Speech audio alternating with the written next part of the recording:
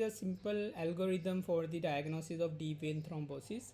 First of all, we calculate the valve score, and if it turns out to be 2 or more than 2, then we make it DVT more likely. So in that case, we go for the ultrasound of the proximal leg veins in next 4 hours. If that ultrasound turns out to be positive, then we diagnose this case as DVT. But if it turns out to be negative, we go for D-dimers. And keep in mind, a negative ultrasound of the leg veins does not rule out DVT. So we go for the D-dimers. If D-dimers turns out to be negative, we rule out DVT, because we know the value of D-dimers, it lies in its negativity, right? Not in positivity.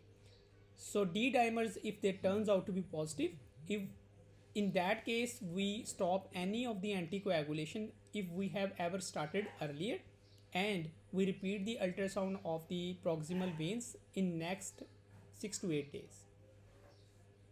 Now if the valve score is less than 2, then DVT is less likely. In that case, we do not go for ultrasound of leg straight away, but we order D-dimers in next 4 hours. If D-dimers turns out to be negative, that confirm that there is no thrombosis in the body. Therefore, we rule out DVT.